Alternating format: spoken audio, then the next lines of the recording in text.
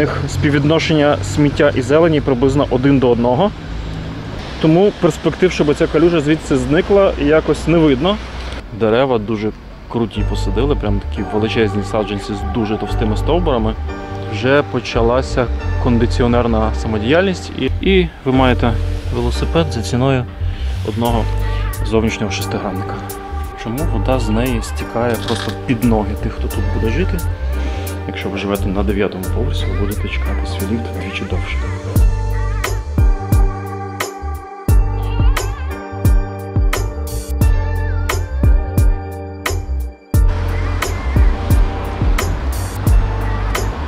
Всім привіт з вулиці Зеленої, і зараз у нас буде черговий огляд новобудов.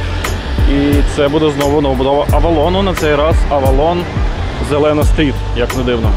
Капітан Очевидність не заперечує проти цього, і отже ми починаємо. Що ми бачимо на вході відразу, біля вулиці Зеленої, практично вся територія – це парковка. І причому парковка така в 2 ряди, тобто буквально один ряд перпендикулярно і другий ряд, і проїзд, ну хоча по ширині, я думаю, проїзд нормальний. Але що відразу кидається в очі, це те, що тут зроблена така зелена парковка, зелені паркомісця, але вони такі, ну принаймні поки що не дуже зелені, і в них співвідношення сміття і зелені приблизно 1 до 1. Самі будинки зроблені такими квадратіш, практіш, гуд, і є невелика можливість для балконної творчості мешканців. Все-таки є трохи балконів, на відміну від, наприклад, Стрийської, ну, але в принципі зараз у нас такий час, що балкони вони знову на вагу золота, коли ти можеш вийти на свіже повітря і трошки все-таки посидіти з видом на ось цю вулицю. Ну, але посидіти на хоча б якомусь повітрі. Є освітлення вуличне, і оцей смітник натякає, що підземних смітників на горизонті не видно, і стоїть звичайний контейнер. З плюсів, напевно, те, що перший поверх – це повністю комерційні приміщення. Тут є місце, де відкрити магазин, кафешку чи ще якийсь там заклад, перукарню, наприклад. Ну і також, напевно, традиційно ось цей такий навіс над першим поверхом, під яким можна дуже добре сховатися від дощу. От що мені здається не сильно вдалим рішенням, це те, що оця парковка, вона від тротуару довкола повністю відрізана такою зеленою зоною, цим таким газончиком. І відповідно його обов'язково будуть витоптувати, тому що не кожен зможе відразу так стрибнути на метр, і не кожен захоче обходити це по периметру. Відповідно, люди будуть топтати цю траву, і тут будуть такі утворюватися стежинки. І це в майбутньому буде виглядати не дуже приглядно, тому, напевно, вартувало би тут зробити якісь такі невеликі розриви з замощенням, щоб можна було все-таки нормально пройти. Самі ось ці решіточки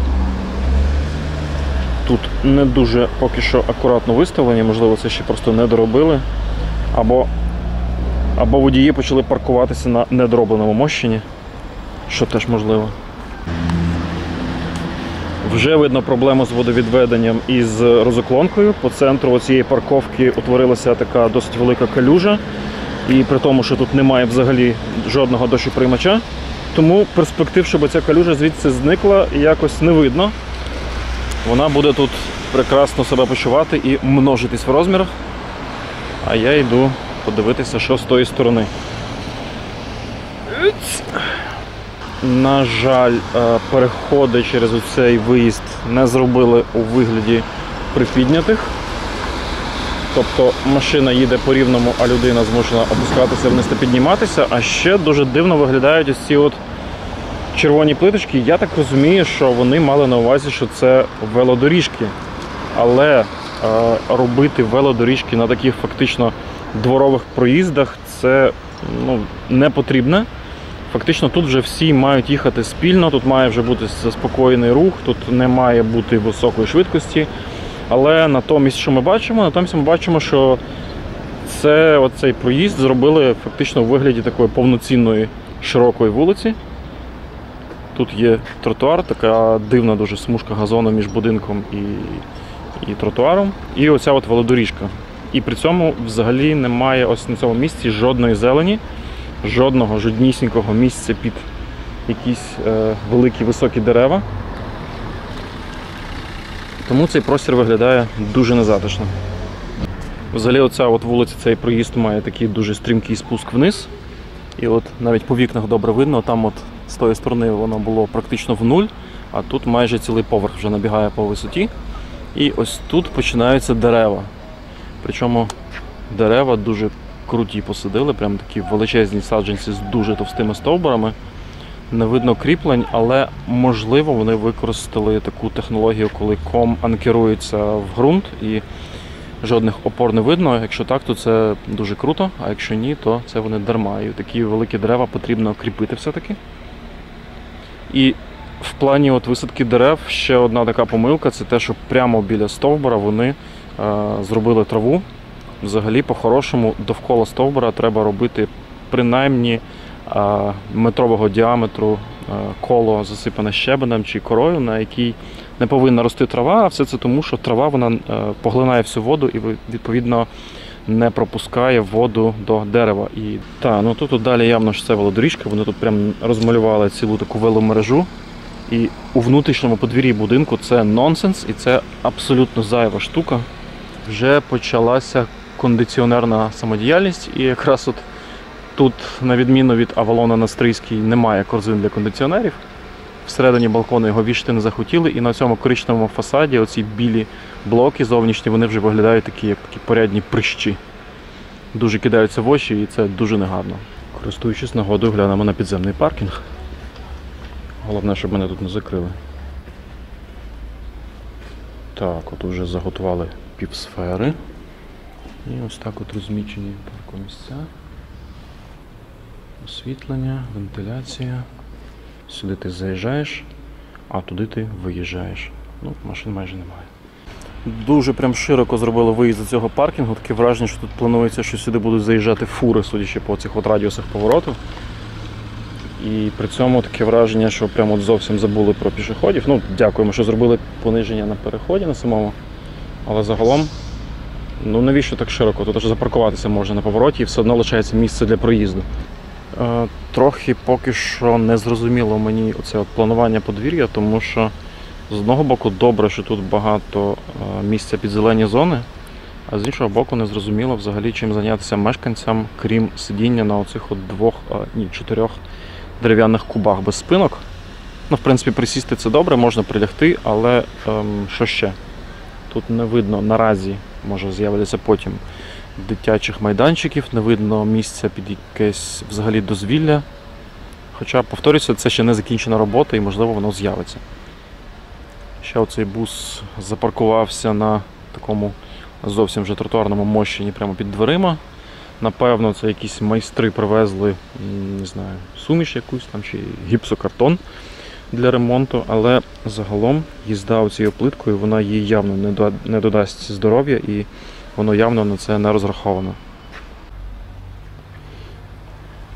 Добре, до речі, що вхідні двері повністю скляні, відповідно, і в під'їзді світло, і коли ти виходиш, ти бачиш, що відбувається назовні, і це загалом позитивно впливає на безпеку, але погано те, що вихід тут тільки на одну сторону. В принципі, вже навіть в нас є такі випадки, коли роблять під'їзд на обидві сторони, і ти можеш вийти і на вулицю, і в двір. А тут тільки в двір.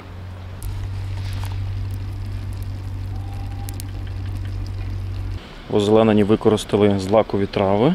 І це так дуже гарно і сучасно, і ще гарно, що вони прикрили ґрунт, засипали його щебенем, відповідно не буде відкритої землі. І це означає, що не мало би бути бруду. А ще ось тут такі креативні велостійки. Я так розумію, що це велостійки, і це якраз той випадок, коли зручність стала жертвою креативності і незвичності, тому що все-таки нічого кращого, ніж велостійка, велопарковка такої П-подібної форми, до якої можна прищепити будь-який велосипед будь-якої моделі і зробити це зручно, не придумали наразі. Всі оці от спроби зробити щось таке оригінальненьке і сучасненьке, вони закінчуються тим, що потім роверисти страждають і не знають, як це нормально використати. Ось, наприклад, ось цей екземпляр. Тут відстань така, що, наприклад, не кожен велосипед пролізе сюди ось так. В мене нога ледве пролазить. Відповідно, тут можна його прищепити або ось так, або просто вздовж. Але проблема з цим така, що, наприклад, якщо ставити велосипед ось так, то не кожен велозамок зможе обхопити ось цю широку металеву смугу. І відповідно в більшості випадків велосипед буде стояти просто ось так от повздовж. І фактично це велостійка, вона на 2 велосипеди, при тому, що автор, напевно, уявляв собі, що тут їх буде стояти штук 6. А ще воно зроблено так, що в принципі при бажанні ось цю штуку можна просто відкрутити тут. І ви маєте велосипед за ціною одного зовнішнього шестигранника. Входи в під'їзди зроблені в нуль, без сходинок, і це дуже добре. Але чому ринва не захована в землю? Чому вода з неї стікає просто під ноги тих, хто тут буде жити? Ось тут так само от прям видно, як вода витікає з цієї ринви, і отак от просто собі тече по плитці, кудись, куди от вона собі знайде дорогу. І про її траєкторію при проєктуванні цієї площі взагалі не подумали. Тому от, відповідно, калюжа стоїть просто перед дверима. Ще раз похвалю дерева, які тут посадили. Дерева дуже класні і високі, але, як на мене, їх посадили аж занадто близько до фасаду. Буквально 1,5 метра від стіни, і тут вже навіть, при тому, що це саджанець, вже прям видно, що йому так трошечки починає бути тіснувато тут біля будинку. І, відповідно, коли дерево розростеться, то куди воно буде свої гілки випускати? Воно буде їх випускати на балкон, і я от, наприклад, не розумію, що заважало посадити їх ось тут, ось в цій от зоні. Там йому було б повно місця, щоб нормально сформувати крону, розроститися і бути симетричним. Ну от. Так, ну і отут, нарізаючи ці от прямі кути, ми дійшли до кінця будинку, і обійти його нам не вийде. Тому що з цієї сторони тут також зроблений заїзд чи то виїзд з підземного паркінгу. І можливості обійти будинок пішки немає. Це, до речі, дивно, тому що, в принципі, тут цілком можна було, от, наприклад, звідси от туди перекинути якісь такі, нехай навіть у вигляді містка, плавний тротуар і з'єднати його з тротуаром з тої сторони будинку, і можна було би ходити і з тої сторони, і з цієї сторони. А так, в майбутньому вийде, що ось ця зона, вона, в принципі, ніби створена для таких от алкотусовок, коли ти знаєш, що тут майже ніхто не ходить, тому що тут немає транзитного трафіку. І, відповідно, в таких місцях, що в таких місцях дуже затишно бухати. І от якраз мешканці цих от всіх квартир, я вже прям передчуваю, як вони будуть намагатися боротися з тим, щоб тут не збиралися якісь пияки з району і не бухали ось в цьому затишному закутку. Тут далі будується наступна черга, там по благоустрою поки що нічого не зроблено, сам будинок вже готовий. Він, в принципі, схожий по дизайну, але трошки інші кольори. До речі, класно, що в нас почали використовувати ось ці от прозорі паркани, і можна собі ходити і через них дивитися, що відбувається. Ось тут, як бачите, не змогли зробити в нуль оцей от спуск, і все одно вийшли 3-4 см на цьому такому дивному велопереїзді, і велосипедист буде завжди відчувати його своєю п'ятою точкою. Вангую, що пішоходи обов'язково протопчуть ось тут стежку до оцього під'їзду, тому що навряд чи хтось захоче ходити під такими прямими кутами. Так от виглядає вікно в під'їзді. Цікаво, чи ручка з'явиться потім, чи таке не буде. Стіни під'їзду вже трохи покоцані всякими насильниками будматеріалів. Ліфт то не працює. Тут також все вже таке покоцане. 2, 3, 4, 5, 6, 7, 8. 8 квартир на поверсі. Тобто на один ліфт і 9 поверхів по 8 квартир. Це при тому, що в звичайній 9-поверхівці на кожному поверсі вдвічі менше квартир. Тобто це означає, що зранку, якщо ви живете на 9-му поверсі, ви будете чекати свій ліфт вдвічі довше. Ну, така собі перспектива. До речі, що круто, що домофон з камерою. Якщо попридиратися та пофантазувати, то, от, напевно, ця сіра стіна, яка знаходиться просто на рівні очей і позбавлена взагалі будь-яких деталей, вона могла би виглядати значно краще, якби, наприклад, на ній були якісь текстури, або якби біля неї передбачили якісь такі клумби, чи вуличні меблі, чи ще якісь такі речі, які робили би цей вигляд цікавішим. А так це просто сіра стіна.